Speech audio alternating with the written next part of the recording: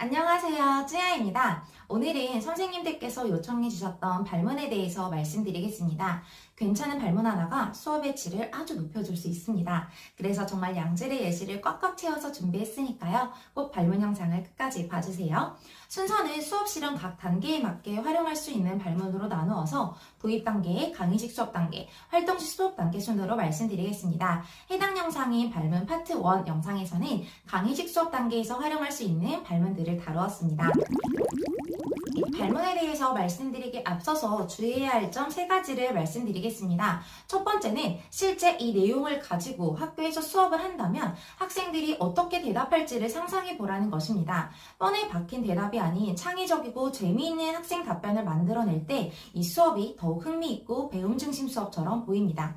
두 번째, 선생님들 확산적 발문을 중요하게 생각하시지만 확산적 발문만 쓰는 것도 좋지 않습니다. 학생의 생각을 열었다면 그것을 모아서 수렴시켜주는 것도 중요합니다. 즉, 수렴적 발문도 써주셔야 합니다. 그렇다면 적절한 확산적 발문과 수렴적 발문의 사용은 어떤 게 있을까요?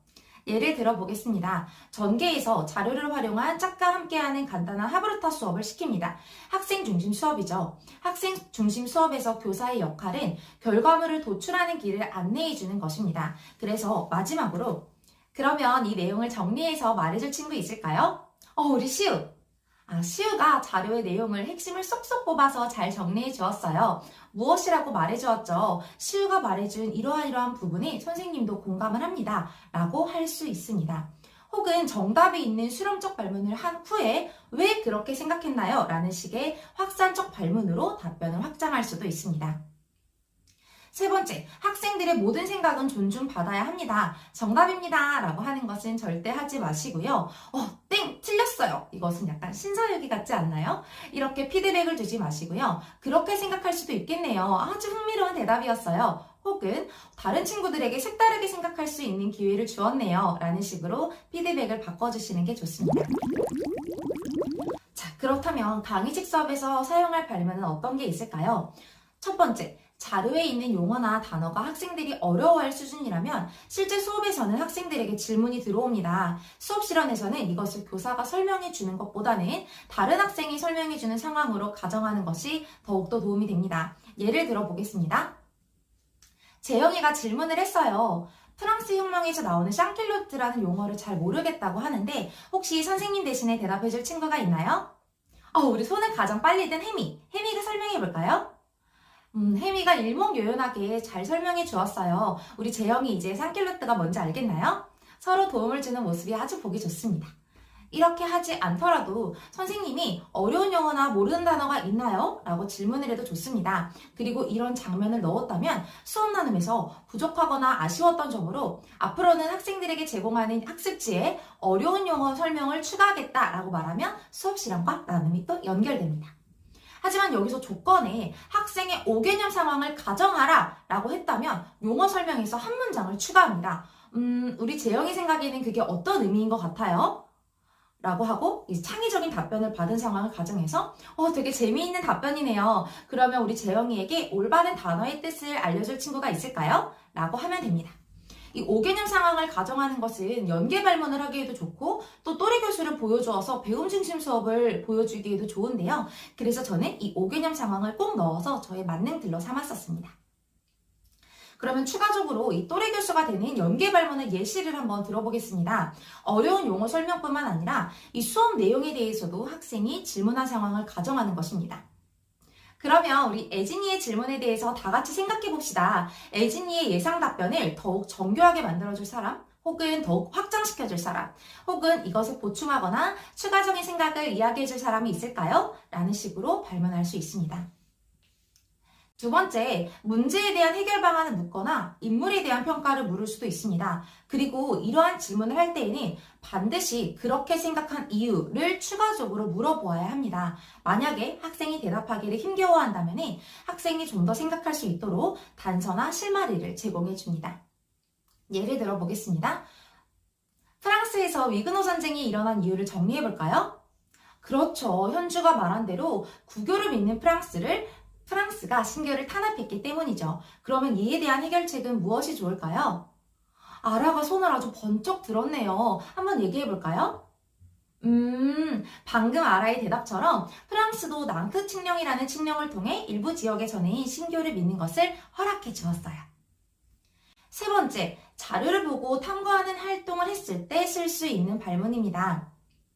자료에 나오는 상황은 어떤 상황인가요? 혹은 자료의 내용은 무엇인가요?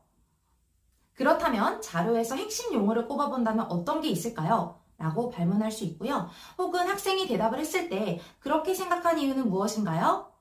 이 자료의 이 부분을 보고 알아냈다고요? 너무 잘해주었어요. 자료를 읽고 중요한 부분을 파악하는 능력이 나날이 신장하는 것 같아서 선생님이 정말 뿌듯합니다.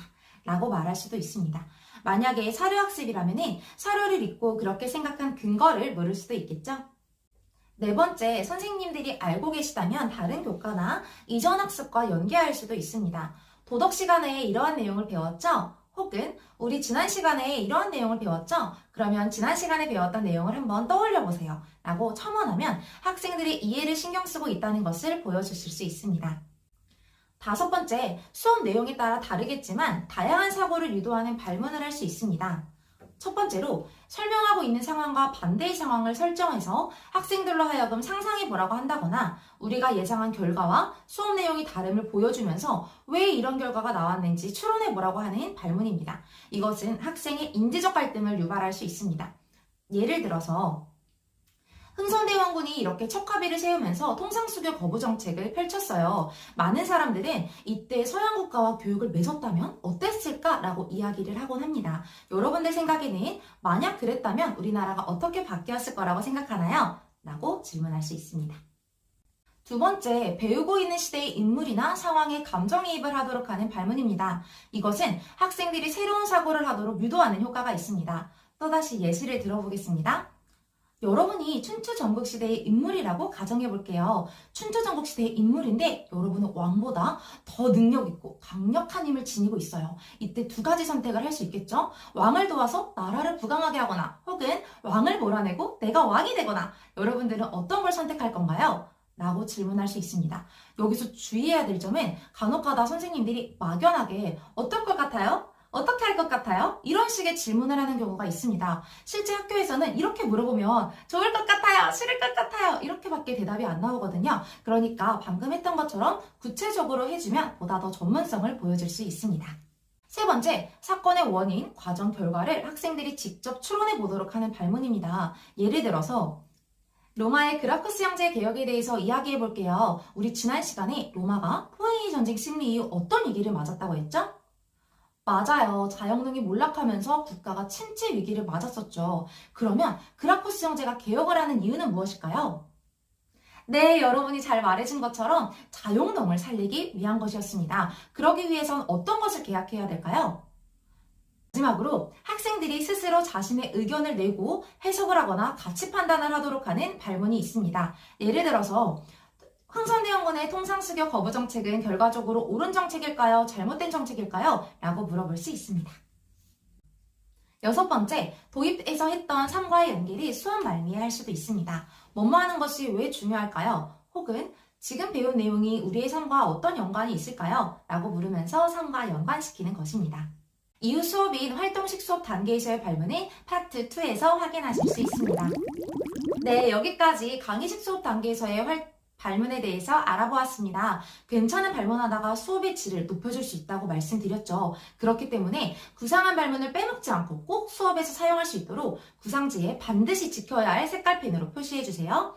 도입 단계에서와 활동식 수업 단계에서의 발문은 발문 파트 2 영상을 꼭꼭 참고해주세요. 궁금하신 점은 댓글로 남겨주시고 도움이 되셨다면 구독과 좋아요 눌러주세요. 도움이 된다는 생각을 하면 제가 정말 뿌듯하거든요. 감사합니다.